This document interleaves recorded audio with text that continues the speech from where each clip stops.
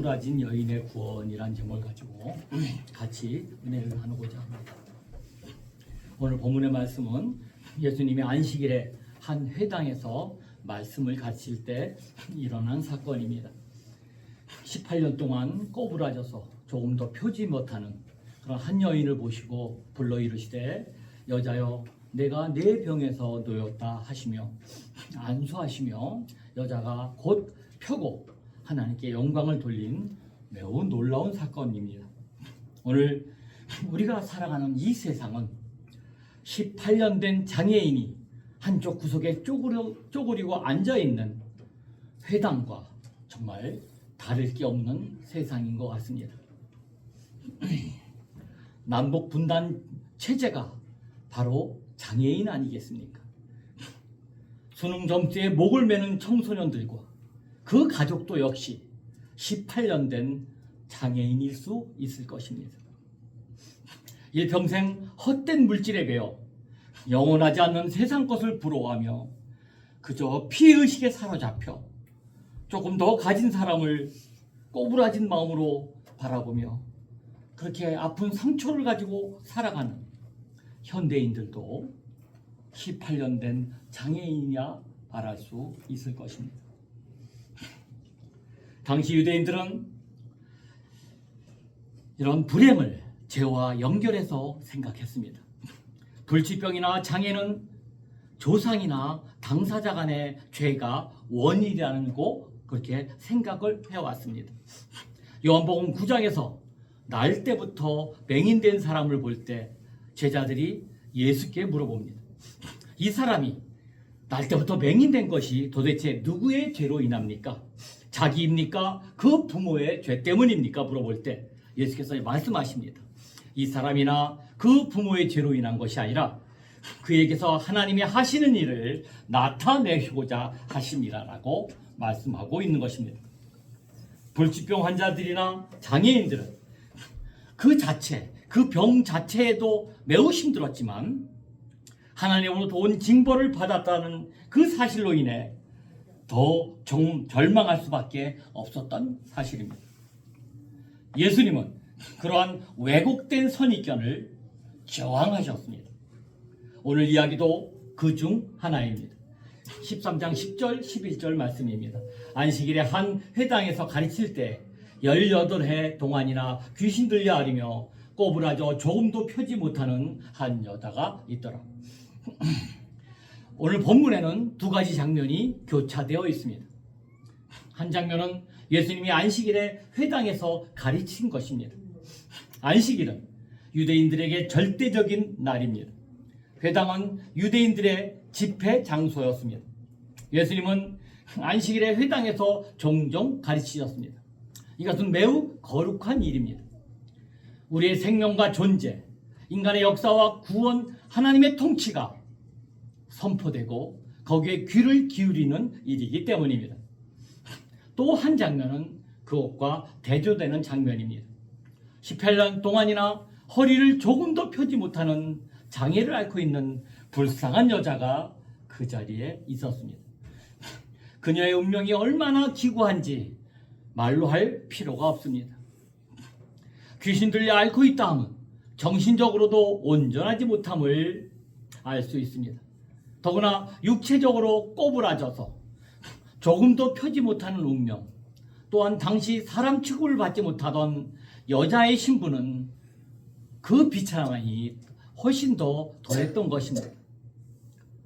자신의 죄 때문에 저주를 받아서 이렇게 되었다고 생각하며 비참한 운명을 저주하며 죽고 싶다는 생각을 자주 했을 것입니다. 이 여자가 안식일에 주로 남자들만 나왔던 회당에 나왔다는 것은 정말로 대단한 일이었습니다. 이러한 장애를 가지고 있는 사람들은 사람들의 시선을 피하고 싶어 합니다.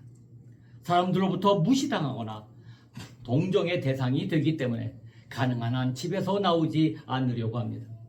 그런데 이 여자는 회당에 나온 것입니다. 그리고 예수님을 만납니다. 그리고 그 지긋지긋했던 모든 문제가 깨끗이 풀리게 됩니다. 예수님은 이 여자를 보시고 불렀습니다. 그리고 말씀하십니다. 여자여 내가 내 병에서 놓였다. 그리고 그 여자에게 안수하자 그 척추가 곧바로 펴졌다고 합니다. 말씀으로 안수함으로 이 여자에게 예수님은 기적을 행하셨던 것입니다. 13장 12절 13절의 말씀입니다. 예수께서 보시고 불러 이르시되 여자여 내가 내 병에서 놓였다 하시고 안수하시니 여자가 곧 펴고 하나님께 영광을 돌리는지라. 본문 14절에 보면 이 극적인 장면에서 엉뚱한 회당장이 등장합니다. 그는 회당의 책임자입니다. 자기가 책임지고 있는 회당에서 이처럼 초자연적인 기적으로 환자가 고침을 받았다면 사실 회당장이 제일 기뻐할 것 같은데 오히려 화를 내고 있습니다. 그는 예수님께 불만이 있었지만 분풀이를 거기에 모였던 사람에게 화풀이를 합니다. 13장 14절 말씀입니다. 무리에게 이르되 일할 날이 열세가 있으니 그동안에 와서 고침을 받을 것이요 안식일에는 하지 말 것이니라. 회당장의 말은 병을 치료받지 말라는 것이 아니라 안식일만 피해서 그런 일을 하라는 것입니다. 18년 동안 병을 앓고 있던 사람이 안식일 다음날 치료를 받는다고 해서 사실은 무슨 큰일이 당장 나는 것도 아닙니다. 안식일만 피하면 그 회당장도 좋고 유대인들도 좋고 모든 사람이 다 좋았을 것 같습니다. 안식일도 지키게 되고 불행한 운명에 처한 사람들도 구하게 되는 것이니까요. 이 사람의 생각은 그 회당장의 생각은 매우 상식적이고 합법적인 것 같습니다. 회당장의 이처럼 이 주장을 이해하려면 안식일의 제도의 뿌리가 무엇인지 우리는 알아야 합니다. 여러분, 안식일은 하나님이 천지 창조했을 때의 창조와 출애굽 사건에서 시작되는 유대교의 전통입니다. 유대인들은 하나님께서 6일 동안 세상을 창조하시고 마지막 날에 안식했다는 그 사실과 애굽의 노예 상태로 해방시켰다는 그 사실을 기억한다는 의미에서 일주일에 하루만은 모든 노동을 멈춰야 했습니다. 바로 그날이 안식일입니다. 안식일의 개념의 뿌리인 창조와 출애굽은 인간의 천부적인 존엄성을 나타냅니다. 모든 사람이 하나님의 피조물이고 해방된 존재입니다. 여기엔 예외가 없는 것입니다. 왕이나 귀족, 기업가, 노동자, 비정규직 등등 모두가 하나의 앞에서 똑같은 것입니다. 그들은 안식일 제도를 십계명의 하나로 삼았습니다. 철저하게 지켜야 한다는 뜻입니다. 그리고 안식일에 하지 말아야 할 시행세칙도 엄밀하게 규정했습니다. 이런 전통을 지켜나가야 할 회당장의 입장에서 볼 때 안식일에 병자를 고친 행위는 안식일의 규정 위반이었습니다. 그래서 회당장은 앞으로는 안식일을 피하고 나머지 엿새 동안 와서 병고침을 받으라고 충고한 것입니다. 그런데 여기서 예수님의 반론이 이어집니다. 반론의 핵심은 16절입니다. 거기서 우리는 안식일 제도에 대한 예수님의 생각을 들을 수 있었습니다. 13장 16절입니다. 그러면 18해 동안 사탄에게 매임받아야 된 이 아브라함의 딸을 안식일에 이 매임에서 푸는 것이 합당하지 아니하냐. 18해 동안 사탄에게 매임받은 이 아브라함의 딸을 안식일에 이 매임을 푸는 것이 합당하지 아니하냐라고 주님은 말씀하십니다. 주님은 안식일 자체를 부정하지 않았습니다. 일종의 형식과 종교적 이데올로기로 전락해버린 안식일의 본질이 무엇인지를 우리 주님은 지적하고 계신 것입니다. 안식일에 대한 사람들의 왜곡된 생각을 해체해야만 했습니다.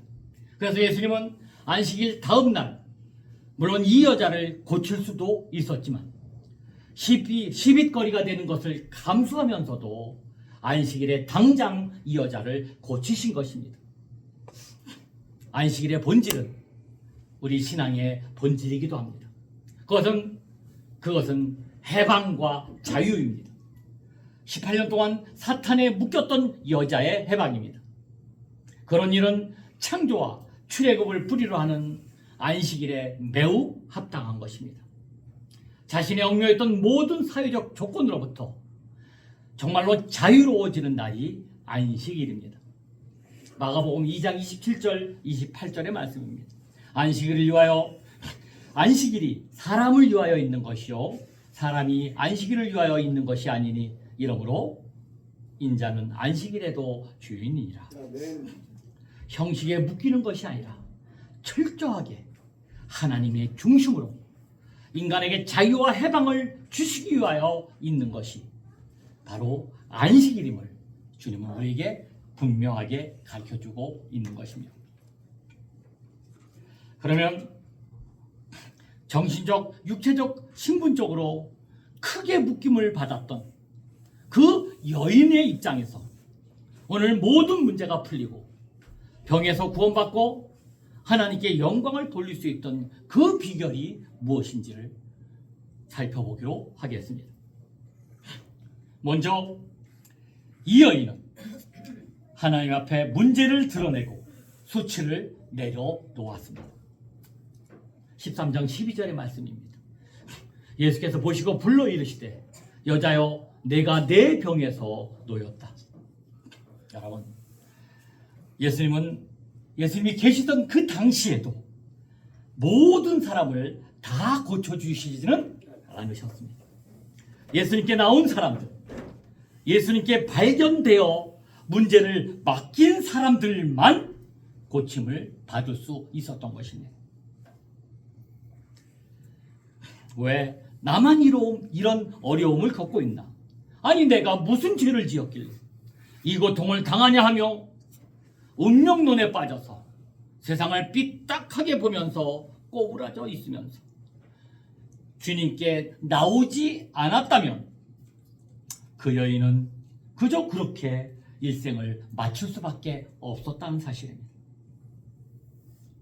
혹시 죄 때문에 아니면 자신의 문제 때문에 실제로 자신의 모든 죄악 때문에 당한 그 어려움에 처해 있을지라도 우리 주님은 주님께 그 문제를 들고 나오기만 한다면, 그 병을 들고 나오기만 한다면, 수치와 문제를 주님께 내놓는다면 그 문제와 고통이 하나님께 영광을 돌리기 위한 고통이며 시험거리라고 주님은 분명하게 인정해 주시겠다라고 말씀해 주고 계신다는 사실입니다. 마태복음 11장 28절입니다. 수고하고 무거운 짐진 자들아 다 내게로 오라. 내가 너희를 쉬게 하리라. 요한복음 9장 3절 말씀입니다. 이 사람이나 그 부모의 죄로 인한 것이 아니라 그에게서 하나님의 하시는 일을 나타내고자 하시니라. 아멘. 두 번째로 이 여인이 그 어려운 그 고통의 문제를 해결할 수 있는 비결 두 번째로 그는 문제를 문제로 보지 않았습니다. 주님을 만나는 기회로 삼았던 것입니다. 이 여인은 정신적이며 육체적인 병이 큰 문제였습니다. 그러나 생각해 보시기 바랍니다. 그 여인에게 이 문제가 없었다면 예수님께 발견되지 않았을 것입니다.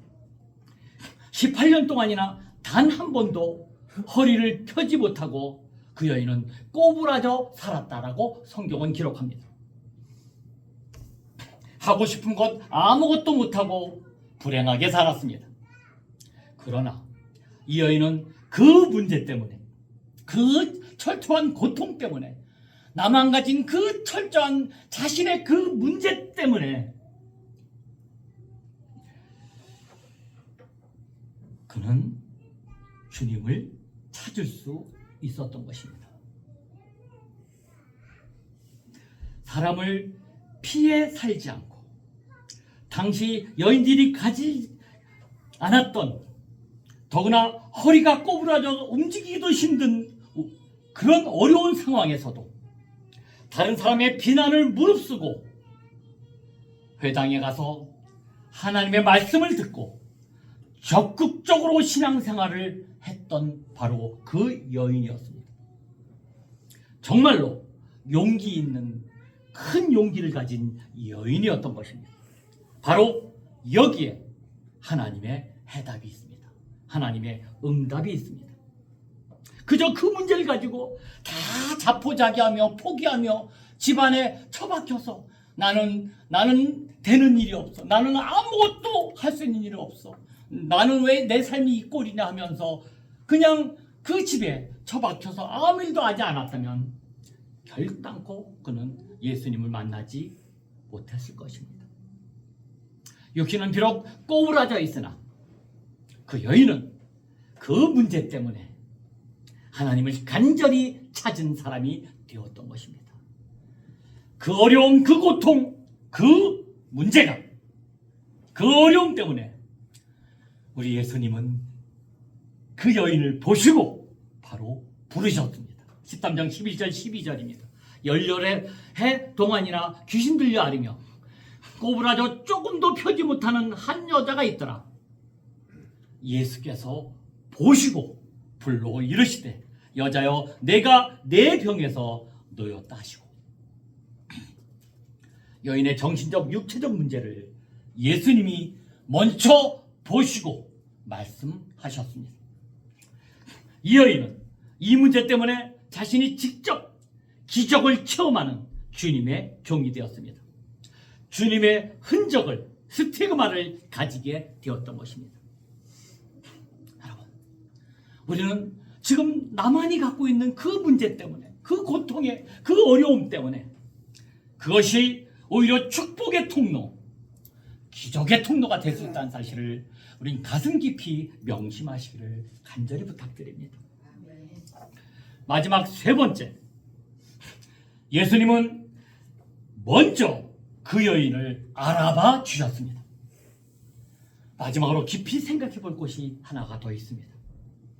여러분, 구원은 내가 주님을 안다고 우겨대는 것이 아니고 주님이 먼저 나를 알아봐 주시는 것입니다. 오늘 본문에 이어지는 13장 26절 27절의 말씀입니다. 그때 너희가 말하되 우리는 주 앞에서 먹고 마셨으며 주는 또한 우리 길거리에서 가르쳤나이다 하나, 그가 너희에게 말하되 이르되 나는 너희를 어디서 왔는지 알지 못하노라. 행하는 모든 자들아 나를 떠나가라 하리라. 많은 사람들이 스스로 주장하기를 나는 주님 앞에서 먹고 마시고, 아니 주님께서 다 배운 사람입니다라고 박박 우겨대도 세상 끝날에 주님은 내가 너를 도무지 알지 못한다, 나를 떠나가라 말씀하신다라고 오늘 성경에 기록되어 있습니다. 그런데 그 불쌍했던, 그 초라했던 꼬부라진 그 여인은 주님이 먼저 알아봐 주셨다는 사실입니다. 13장 11절 말씀입니다. 열여러 해 동안에 귀신들이 앓으며 꼬부라져 조금도 펴지 못하는 한 여자가 있더라. 성경은 오늘날 발전된 과학과는 매우 동떨어진 고대 중동의 세계관을 배경으로 기록된 책입니다. 따라서 우리는 그 시대에 그들의 눈높이에서 성경을 읽어야만 말씀이 진정우도하는 바를 우린 깨달을 수 있는 것입니다. 성경에 등장하는 귀신 들린 사람들은 모두 말 그대로 다 귀신에 사로잡힌 사람들일까요? 물론 성경에는 귀신이란 존재가 분명하게 드러나 있고 명확하게 기록된 것은 사실입니다. 그들에 의해 인격을 지배당해 비극적인 삶을 살아가는 사람들 역시 말씀에 분명히 기록되어 있습니다. 하지만 그렇다고 해서 성경에 언급되는 귀신 들린 사람들 모두가 문자적인 의미 그대로 귀신 들렸다라고 판단하기는 무리가 있는 것입니다. 고대 사람들은 자신들이 미처 이해하지 못하는 여러 다른 병들도 모두 다 귀신 들렸다라고 쉽게 판단하기도 했다는 사실입니다. 여러분 잘 아시는 간지를 생각해보면 분명하게 이해가 쉽습니다. 저는 어렸을 때 처음으로 간질 발작을 하는 분을 본 적이 있습니다. 그분은 눈꺼풀이 뒤집힌 채 입에는 거품을 물고 있었고 온몸을 파르르 떨고 있었습니다. 그 모습이 언뜻 보았음에도 지금껏 제 기억에 잊혀지지 않는 매우 충격적인 장면이었습니다. 불과 얼마 전까지만 해도 오랜 기간 동안 사람들은 간질을 귀신 들려 생긴 병으로 이해해 왔습니다. 그래서 간질을 가리키는 헬라어인 에필렙시라는 말 자체가 악령에 의해 사로잡히다라는 뜻을 가진 말이 바로 에필렙시, 간질이라는 말이었습니다.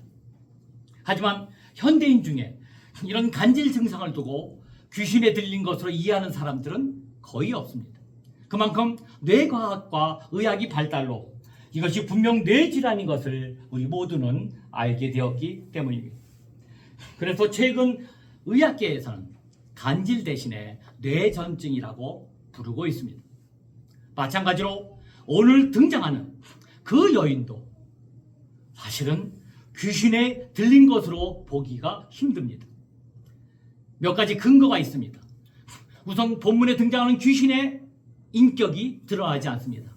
일반적으로는 우리 복음서에 보면 귀신 들린 사람의 모습을 묘사할 때 그 사람을 사로잡힌 귀신이 보여주는 별개의 언어와 개성이 드러나는 경우가 꽤 많습니다. 마태, 마가, 누가복음을 모두 기록하고 있는, 여러분 잘 알고 있는 거라사 지방에 귀신 들린 사람이 대표적인 예입니다. 누가복음 8장 26절에서 39절의 말씀을 보면 예수님께서 제자들과 함께 풍랑을 헤치며 갈릴리 호수를 지나 맞은편 거라사 마을로 도착합니다. 그리고 주님께서는 그곳에서 귀신 들린 한 사람을 만나는데 그 안에 살고 있는 귀신이 이렇게 얘기합니다. 지극히 높으신 하나님의 아들 예수여, 당신이 나와 무슨 상관이 있나이까? 당신께 구하노니 나를 괴롭게 하지 마옵소서라는 자기 주장, 귀신이 자기 주장을 합니다. 게다가 군대라는 자신의 이름도 이야기합니다. 뿐만 아니라 귀신이 떠나간 이후에도 전혀 다른 행동들을 보이고 있습니다. 이렇게 귀신 들린 사람의 특징이 분명하게 나타납니다. 반면 오늘 본문에 등장하는 여인은 처음에 귀신 들렸다라는 언급만 있을 뿐 이에 대한 현상이 단 하나도 묘사되지 않습니다. 물론 16절에 보면 예수님께서 주위 사람들에게 그녀를 가리켜 사탄의 메인바 되었다고 말하긴 하셨습니다. 하지만 이것은 귀신이 그녀의 인격을 사로잡아 이상한 행동을 하게 하는 일반적인 의미의 귀신 들림을 이야기하기보다는 그만큼 그녀가 겪고 있는 고통이 매우 힘겨웠음을 강조하는 표현으로 이해하는 것이 더 정확한 것입니다. 그리고 가장 결정적인 증거는 다름이 아니라 그녀를 향한 예수님 자신의 직접적인 말인 것입니다. 13장 12절의 말씀입니다. 예수께서 보시고 불러 이르시되 여자여 내가 내 병에서 놓였다 하시고, 예수님은 사람들이 보기에, 사람들의 눈에 귀신 들려 보이는 그녀에게 내가 내 귀신에서 놓였다라고 말씀하지 않으셨습니다. 예수님은 분명히 내가 내 병에서 자유롭게 되었다라고 선언하시고 계신 것입니다.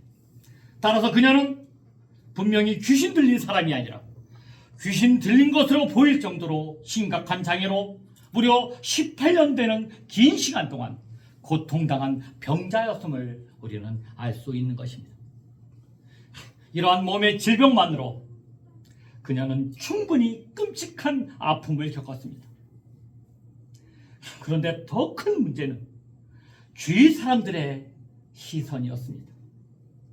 그녀의 분명한 정체성은 이루 말할 수 없는 육체적 고통을 받고 있는 돌봄과 관심이 필요한 환자였습니다. 그러나 그녀의 진정한 자아는 사람들에게 냉혹하게 짓밟히고 무시당했던 것입니다. 단지 겉모습이 매우 흉측하다는 이유 하나로 자신들의 생각으로 이해할 수 없다고 해서 익숙한 경험과 관념으로 무책임하게 그저 그녀를 저거 죄 때문에 귀신 들린 여자라고 함부로 사람들은 규정을 지었던 것입니다. 여러분, 하지만 우리 주님은 다른 사람들이 했던 것과 똑같이 함부로 그녀를 판단하지 않으셨습니다. 사람들의 눈에는 결코 보이지 않는 그 여인의 참된 내면을 분명히 바라보셨습니다. 그러니까 나에게 귀신아 떠나가라 하신 말 대신에 내가 내 병에서 놓였다라고 말씀하시며 그녀의 아픈 몸에 손을 얹어 주셨습니다. 예수님께서 그녀가 구체적으로 무엇에 의해 고통당하는지를, 그렇게 그녀가 진정 누구인지를 예수님은 올바로 아셨기 때문입니다. 그리고 비극의 원인을 정확히 지적하시며 진정한 치유와 해방을 안겨주셨습니다. 사랑하는 여러분, 우리는 하루에도 수십 번 사람들에 의해 규정되어지고 판단되어지고 그렇게 살아갑니다. 개 중에는 한두 명의 생뚱맞은 오해를 받을 때도 있지만 때로는 대다수로부터 심각한 억울한 오해를 당하기도 합니다. 그리고 그 오해는 사람들에게 익숙한 전통과 관념에 더해져서 싸늘하게 날카로운 시선으로 그렇게 폭력으로 이어지기도 하는 것입니다. 심지어 우리 자신조차도 진정한 내가 누군지 나를 잃어버린 채 그처럼 자신을 둘러싼 거짓된 판단 속에 속아 버리고 알기도 하는 것입니다. 여러분, 그러나 결코 잊지 마시기 바랍니다. 부족하고 연약하고 그 초라한 사람들에게 판단되어지는 불쌍한 우리를 향해 주님은 다가오십니다. 오셔서 우리를 알아봐 주십니다.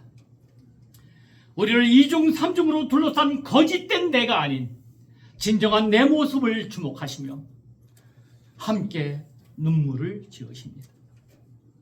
우리를 향해 거짓을 외치는 이들을 단호하게 꾸짖어 주십니다.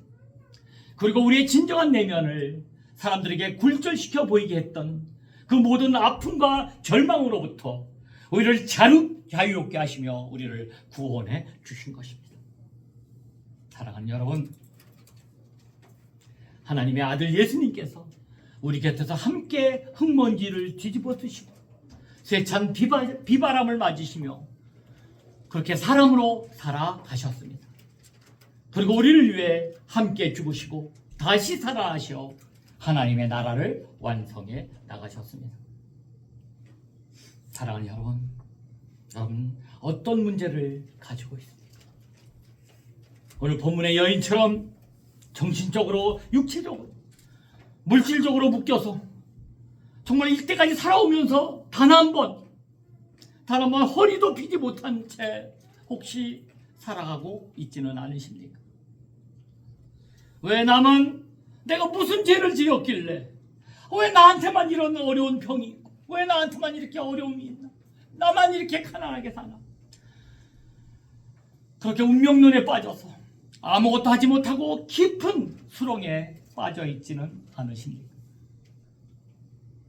오늘 본문의 여인처럼 한번 용기를 내어 주님께 적극적으로 나오시기 바랍니다. 예수님이 기다리고 계십니다. 그리고 우리가 가지고 있는 그 모든 문제를 주님께 맡겨버리십시다. 그 고통의 문제를 드러내놓고 기도하시기를 간절히 부탁드립니다. 주여, 내가 몸도 맘도 꼬부라져서 난 사실 아무것도 할 수 없는 죄인입니다. 주여, 말씀하시고 치료해 주옵소서. 기도하시기 바랍니다. 운명론에 빠져서 그냥 될 대로 되라고 저 한구통에 숨어 있지 마시고 지금도 우리를 기다리고 계신 주님께 그 문제를 가지고 같이 나아가십시다. 이 세상 그 누구보다, 심지어 나 자신보다 나를 가장 잘 아시는 예수님께 나가신 여러분 모두가 되시기 바랍니다. 아니, 더 정확히는 이미 우리 안에 다가오신 예수님께 마음을 여시기 바랍니다. 그 주님과 더불어 진정한 나를 찾아가는 이 땅 위의 여정의 기쁨으로 정말로 우직이 이 세상 걸어가시는 여러분 모두가 되시길 주님의 이름으로 간절히 축원드립니다. 아멘. 우리 시간 잠깐만 기도했으면 좋겠어요. 이 시간 주님 앞에 여러분이 가진 그 꼬부라진 여인처럼 모든 문제를 내려놓으시고 문제를 드러내고 여러분의 수치를 주님 앞에 고백하시기 바랍니다. 우리의 가슴 아픈 그 상처, 그 문제를 주님은 모두 다 알고 계십니다. 내놓기만 하면, 주님 앞에 드려지기만 하면 주님은 이 시간 오늘 본문처럼 우리에게 말씀하시며 우리의 그 상처 위에 안수하시며 놀라운 기적으로 함께해 주실 것입니다. 우리 주여 하면서 한번 외치시고 우리 기도한 시간 갖겠습니다. 주여 한번 외칩니다. 주여, 하나님 이 시간도 역사하여 주옵소서, 인도하여 주옵소서, 하나님 기뻐받은 시간 되게 하여 주옵소서. 주여, 이 시간 우리의 문제를 주님께 맡깁니다. 하나님 주옵소서. 하나님 너무나 시험 들었습니다. 너무나 고통스럽습니다. 한 번도 허리를 펴지 못하고 살았습니다. 나보다 나를 더 잘하신 아버지 하나님, 나를 붙잡아주시고 역사하시고 인도하여 주옵소서. 주여, 주여.